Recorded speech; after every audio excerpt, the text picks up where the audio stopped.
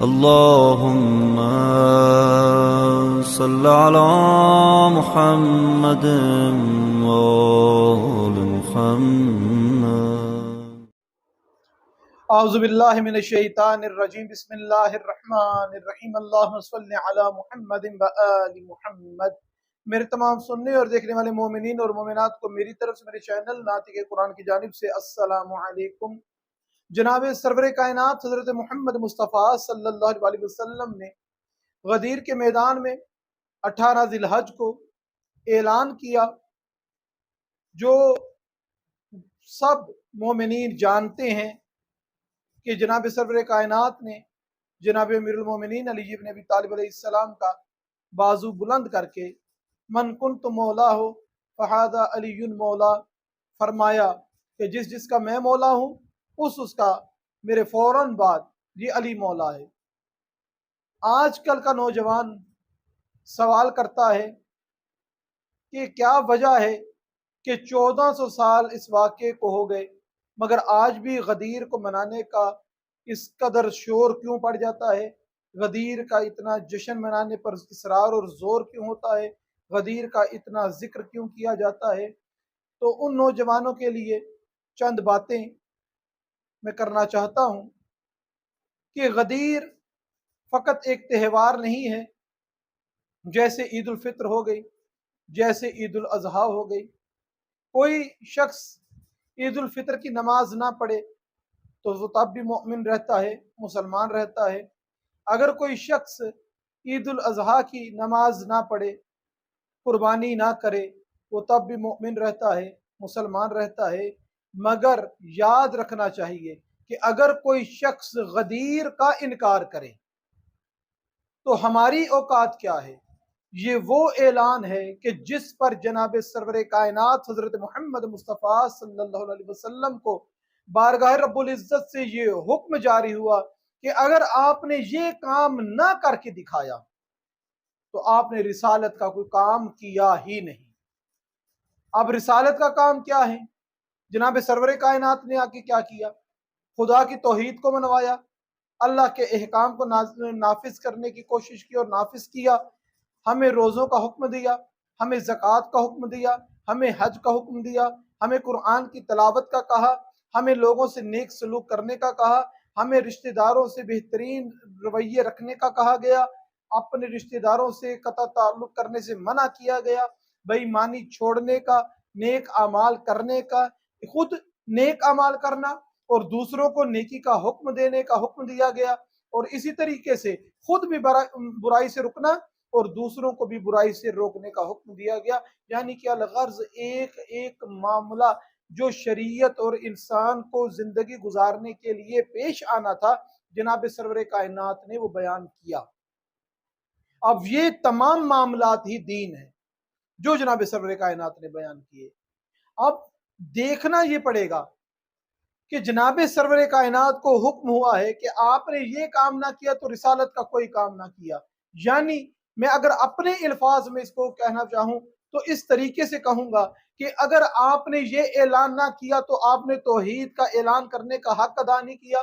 اگر آپ نے یہ کام نہ کیا تو آپ نے نماز و روزہ و زکوٰۃ و خمس و جہاد، تمام معاملات، تلاوت قرآن، ہر قسم کے معاملہ جو شریعت میں کار رسالت تھا، جو جس عمل کو ہم کار رسالت شمار کریں گے، ان میں سے کوئی کام بھی آپ کا قابل قبول نہیں. یوں سمجھا جائے کہ آپ نے کیا ہی کچھ نہیں. اب اتنا اہم کام کہ جس کے لیے جناب سرور کائنات کو یہ حکم آیا. اب مجھے آج کے دن اس کو منانے کی ضرورت کیا ہے؟ 1400 سال گزر گئے. سب سے پہلے وہ شخص جو یہ کہے کہ 1400 سال گزر گئے ہیں، اب اس دن کو منانا، اس دن کی یاد منانے کا کیا فلسفہ ہے، وہ مجھ کو یہ پہلے جواب دے. کیا قرآن ابھی پڑھتے ہو یا پڑھنا چھوڑ دیا ہے؟ نمازوں سے وابستہ ہو یا نمازیں چھوڑ دی ہیں؟ خمس و زکوٰۃ و خیرات سے وابستہ ہو یا یہ کام چھوڑ دیے ہیں؟ یا خدا کو مانتے ہو یا خدا کو ماننا چھوڑ دیا ہے؟ یا قرآن کی تلاوت کرتے ہو یا قرآن کی تلاوت کو ترک کر دیا ہے؟ اگر ان تمام چیزوں کو پکڑے ہوئے ہو اور مانتے ہو کہ قیامت تک ان کا ساتھ ضروری ہے، تو جاننا پڑے گا کہ یہ قابل قبول تب ہے جب قرآن پڑھنے والا غدیری ہو، روزہ رکھنے والا بھی غدیری ہو، خمس دینے والا غدیری ہو، زکوٰۃ دینے والا غدیری ہو، توحید کا اقرار کرنے والا غدیری ہو، امامت و نبوت کا ماننے والا غدیری ہو، روز قیامت پر یقین رکھنے والا غدیری ہو، امر بالمعروف اس کا قبول ہے جو غدیری ہے، نہیں عن المنکر اس کا قبول ہے جو غدیری ہے، پروردگار تولا اس کا قبول کرے گا جو غدیری ہے، پروردگار تبرہ اس کا قبول کرے گا جو غدیری ہے۔ اگر ہم نے غدیر چھوڑ دی، غدیر کو پس پشت ڈال دیا، تو ہم نے کار رسالت جو سرور کائنات نے ہم تک پہنچایا، ہم نے کسی پر عمل نہیں کیا۔ اگر کیا بھی ہے تو روزہ ہے تو فقط جسم کی تھکاوٹ ہے، نماز ہے تو وہ جسم کی ورزش ہے، اگر حج ہے تو صرف وہ اپنی قسمت کا چکر ہے، حج نہیں ہے اگر غدیر کو بیچ میں سے نکال دو۔ اگر غدیر نکال دو گے تو نہ پھر 12 ربیع الاول رہے گی اپنے مقام پر، نہ 10 محرم کا تقدس رہے گا۔ غدیر ہے تو سب کچھ ہے۔ جناب سرور کائنات حضرت محمد مصطفیٰ صلی اللہ علیہ وسلم نے ارشاد فرمایا، یا علی آپ کی مثل کعبے کی مانند ہے۔ کعبہ کیا کرتا ہے؟ ابھی سب میرے مومنین بہن بھائیوں نے یہ دیکھا ہے، لوگوں نے یہ فریضہ ادا کیا ہے، کچھ نے واجب کیا، کچھ نے مستحب کیا، کسی نے نیابت میں کیا، یہ عمل کیا ہے کہ حج انجام دیا ہے۔ کیا کبھی سنا ہے کہ برطانیہ میں رہنے والے لوگوں نے برطانیہ میں حج کرنا تھا تو کعبہ برطانیہ چلا گیا ہو؟ کسی نے انگلینڈ میں حج کرنا تھا تو کعبہ جو ہے وہ انگلینڈ چلا گیا ہو؟ کسی نے ہندوستان میں حج کرنا ہے تو کعبہ ہندوستان آ گیا ہو؟ کعبہ اپنی جگہ پر مستحکم ہے۔ جس نے حج کرنا ہے، عبادت کرنی ہے، اپنے آپ کو فیض یاب کرنا ہے، تو اس کو کعبے کے پاس آنا پڑے گا۔ یہی مثال جناب امیر المومنین کی ہے کہ غدیری بننے کے لیے ہمیں علی سے ملنا پڑے گا، علی ہم تک نہیں آئیں گے۔ یاد رکھیں، یاد رکھیں، یاد رکھیں، پوری کائنات اگر علی کو چھوڑ دے تو علی کا کچھ نہیں بگڑتا، اور ایک علی اگر ہمیں چھوڑ دے تو ہمارے پلے کچھ نہیں رہتا، سب ختم ہو جاتا ہے، برباد ہو جاتا ہے، جہنم ہمارا مقدر ہوگی اگر ہم غدیر کو چھوڑ دیں گے۔ غدیر کو ماننا پڑے گا۔ آل محمد علیہ السلام کے بارے میں، جناب علی علیہ السلام کے بارے میں بتایا کہ یہ وہ نقطہ اعتدال ہیں کہ اگر ان سے کوئی آگے نکل گیا ہے اس کو بھی واپس آنا پڑے گا، کوئی پیچھے رہ گیا ہے اسے یہاں پر ملنا پڑے گا۔ یہ اپنی جگہ نہیں بدلتے۔ خلافت کے لیے جناب علی علیہ السلام گھر سے باہر نہیں تھے نکلے۔ دوسری خلافت کے بعد خود دروازے جناب امیر المومنین علی بن ابی طالب علیہ السلام پر لوگ اکٹھے ہوئے اور جناب علی علیہ السلام سے کہنے لگے کہ یا علی آپ خلافت کے منصب کو قبول کریں مگر 3 شرطوں کے ساتھ۔ ایک، آپ کو اللہ کی کتاب پر عمل کرنا پڑے گا۔ نمبر 2، آپ کو سنت جناب سرور کائنات پر عمل کرنا پڑے گا۔ نمبر 3، سیرت شیخین کو اپنانا پڑے گا، ان کی سیرت پر عمل کرنا پڑے گا۔ جناب امیر علیہ السلام نے انتہائی مختصر جواب دیا۔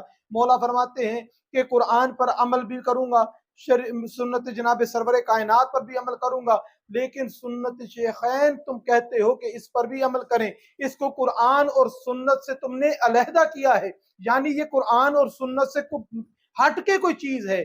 اگر سیرت شیخین قرآن اور سنت کے مطابق ہوگی تو میں عمل کروں گا، اگر قرآن اور سنت کے مخالف ہوگی تو کبھی بھی عمل نہیں کروں گا۔ اور تیسرے خلافت کے بعد تو خود خلافت گڑ گڑاتی ہوئی جناب امیر کے دروازے پہ گری تھی۔ جناب امیر نہیں گئے تھے، لوگوں نے اتنا زیادہ اصرار کیا تھا کہ ہم مر گئے ہیں، مٹ گئے ہیں، رل گئے ہیں، برباد ہو گئے ہیں، یا علی سب ختم ہو گیا ہے، ہم آپ کے دروازے پر آ گئے ہیں، یا علی آپ منصب خلافت کو قبول کریں۔ اگر علی نکال دو گے نا، غدیر نکال دو گے، غدیری نہ ہوگے، نہ دین ہے، نہ اسلام ہے، نہ خدا ہے، نہ رسول ہے، نہ قیامت ہے، نہ حساب ہے، نہ کتاب ہے۔ اپنے آپ کو غدیری بنانے کے لیے، اپنے آپ کو علوی بنانے کے لیے، اپنے آپ کو مولا علی علیہ السلام کا حبدار منوانے کے لیے، شیعان جناب علی علیہ السلام بننے کے لیے اس دن کو منانا، اس دن کی یاد کو تازہ کرنا اور غدیر کے پیغام پر عمل کرنا ہم سب مومنین کے لیے ضروری ہے۔ پروردگار ہم کو اس غدیر کے فلسفے کو سمجھنے کی توفیق عطا فرمائے۔ پروردگار ہم کو اس ولایت کی اہمیت کو سمجھنے کی توفیق عطا فرمائے۔ وما علینا الا البلاغ۔